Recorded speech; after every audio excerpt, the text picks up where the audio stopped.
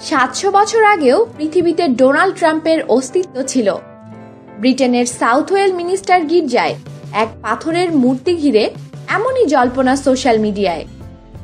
South well minister গির্জায় প্রবেশের মুখেই বেশ কিছু পাথরের মূর্তি রাখা আছে। নভেম্বরে মার্কিন প্রেসিডেন্ট নির্বাচনের পর সেখানে বেড়াতে গিয়েছিলেন ব্রিটিশ লেখিকা এবং বিবিসি রেডিওর সঞ্চালিকা শমীরা আহমেদ। বিতর্কিত মন্তব্য করে ততদিনে লোকমুখে ট্রাম্পের জনপ্রিয়তা ছড়িয়ে পড়েছে। গির্জায় ঢোকার মুখেই 700 বছর পুরনো একটি মূর্তির দিকে নজর পড়ে শমীরার। ট্রাম্পের চেহারার সঙ্গে সেটির অবিকল মিল খুঁজে পান তিনি। চুলে আঁচড়ানোর কায়দাও বিলকুল এক। ব্যাস, দেরি করেননি শমীরা।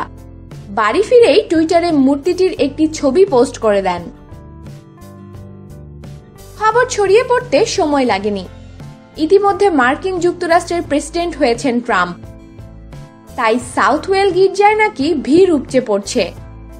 নতুন মার্কিন প্রেসিডেন্টের এক ঝলক পেতে লম্বা লাইনে দাঁড়াতেও আপত্তি নেই কারো। কসুর করছেন না কেউ।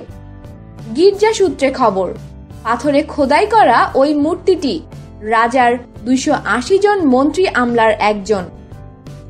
চতুর্দশ শতাব্দীতে গির্জায় স্থাপন করা হয় সেটি। পরে 19বিংশ শতাব্দীতে মেরামত করা হয় আবার। রকমারি খবরের জন্য সাথেই থাকুন আর সাবস্ক্রাইব করুন।